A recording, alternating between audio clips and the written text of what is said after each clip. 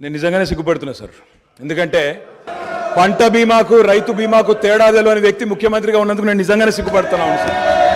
పంట బీమాకు రైతు బీమాకు తేడా తెలియని వ్యక్తి మీ గొప్ప నాయకుడు, గొప్ప ముఖ్యమంత్రి. అధ్యక్ష, నేను ఒకటే మాట అంటా ఉన్నా అధ్యక్ష, వారు పర్సనల్ గా చాలా దారుణాతి దారుణంగా ఒక ముఖ్యమంత్రిలా కాకుండా ఏదో పిసిసి అధ్యక్ష పదవుల్లో అక్కడ గాంధీ భవన్లో కూర్చుని ఒక ప్రెస్ మీట్లో మాట్లాడినట్టు స్వీపింగ్ రిమార్క్స్. అధ్యక్ష, ఇవాళ ఆయన ఒక గౌరవమైన రాజ్యాంగబద్ధమైన పదవిలో ఉన్నారు.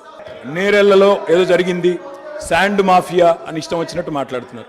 నేరెళ్లలో ఎవరో తొక్కిచ్చారు, ఎక్కిచ్చారు. అధ్యక్ష, ఇదే పాత చింతకాయ పచ్చడి లాంటి మాటలు స్వయంగా ఈ రోజు కాదు అధ్యక్ష, వాళ్ళు ప్రతిపక్షంలో ఉన్నప్పుడు కూడా చెప్పినారు.